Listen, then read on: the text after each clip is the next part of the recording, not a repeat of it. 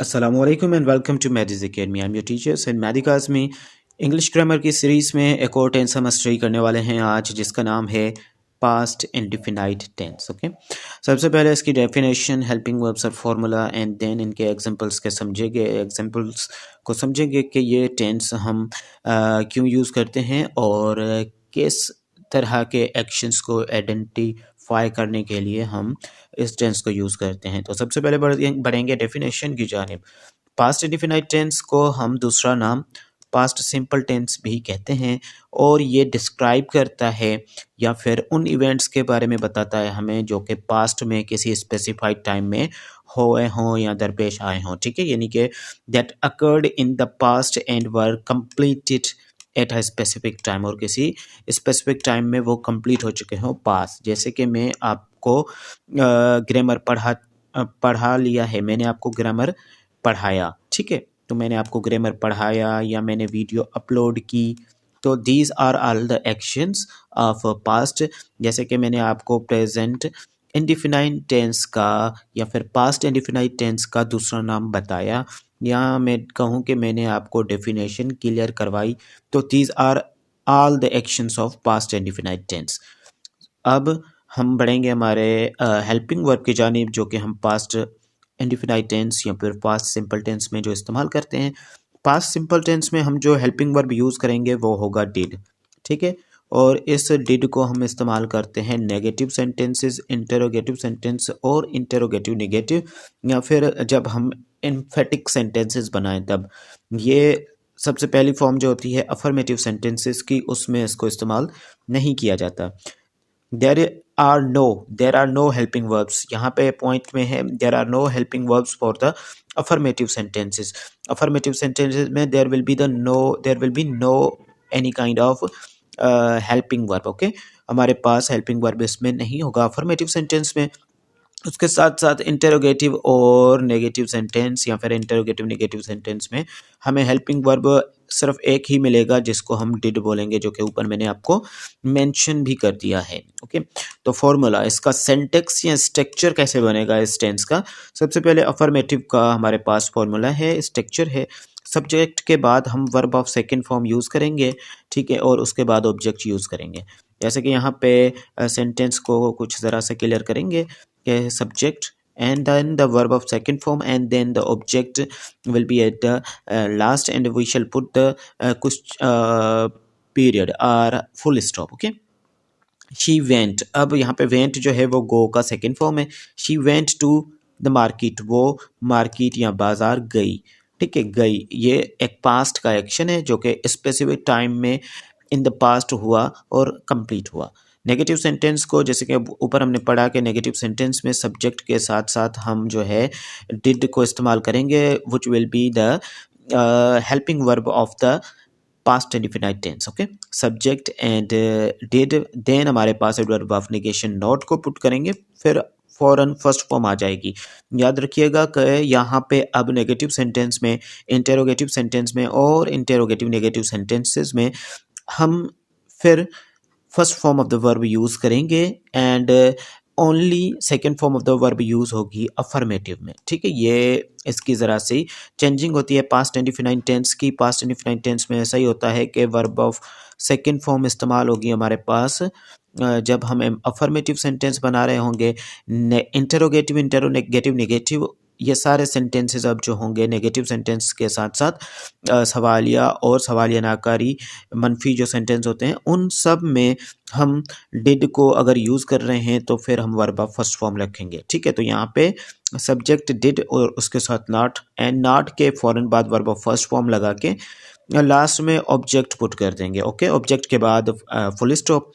Interrogative sentence कैसे बनते हैं। इंटरोगेटिव सेंटेंसेस हमारे पास सबसे पहले हम हेल्पिंग वर्ब को रखते हैं। यहाँ पे हेल्पिंग वर्ब के बाद सब्जेक्ट को प्लस सब्जेक्ट लगा दिया, और फिर यहाँ पे वर्ब ऑफ फर्स्ट फॉर्म लगा दी, and then object, and then last में हमें जो है क्वेश्चन मार्क लगाना होता है। उसके बाद इंटरोगेटिव नेगेटिव भी कुछ इस तरह से बनेंगे, जिसके एग्जांपल्स जो हैं आपने खुद से भी प्रैक्टिस करने हैं, क्योंकि नेगेटिव से इंटेरोगेटिव सेंटेंसेस का मैंने आपको बता दिया है। अब इंटेरोगेटिव नेगेटिव किस तरह से बनेंगे वो आप ज़रा सा खुद भी रिसर्च करें और बना के जो है एज असाइनमेंट सबमिट करवाएं।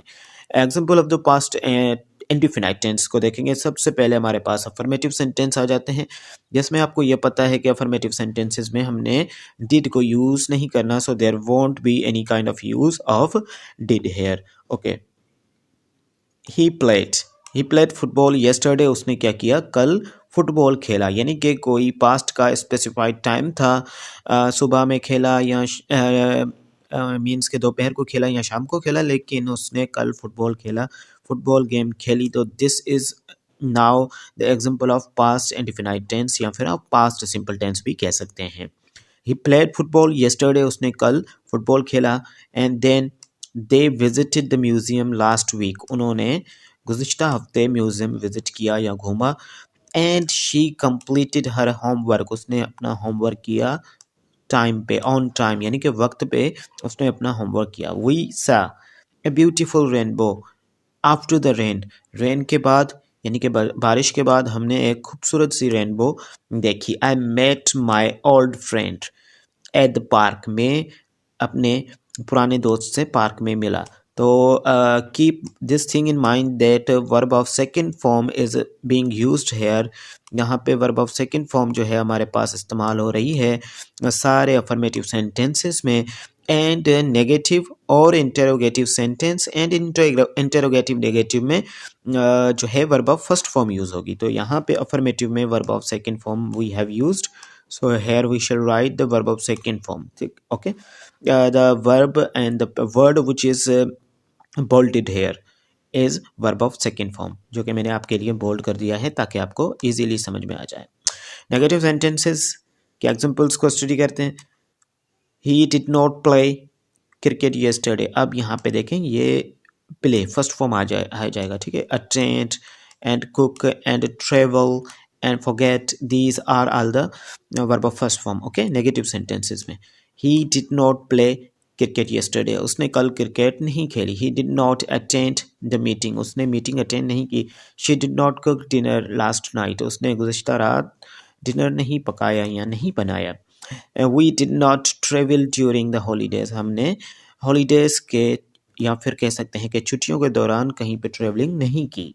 ही did not, I did not forget your birthday, में आपका बर्थडे जो है जन्मदिन या फिर कह सकते हैं पैदा होने का दिन, ठीक है, वो नहीं भूला। तो these are all the examples of negative sentences in the present, sorry, in the past indefinite tense. And here in this kind of sentences verb of first form is used, which is bolded for you.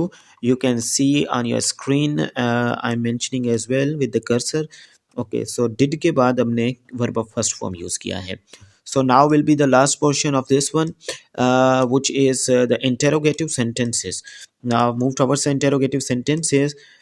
Here the verb helping verb is put before the subject did.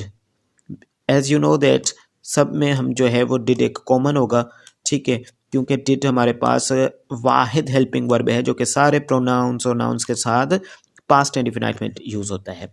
Did you finish, यहाँ पे आप देख सकते हैं कि we have used what, the verb of first form here.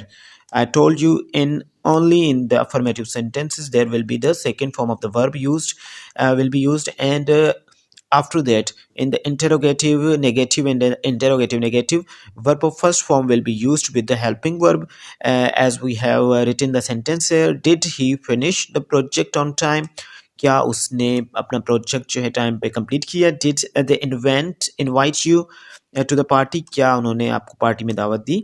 Did she call you yesterday, क्या उसने आपको कल कॉल की। Did we win the match, क्या हमने मैच जीता। And did you study for the exams? So these were the examples of the interrogative sentences. If you are trying to make the interrogative negative sentences, just put not after the subject.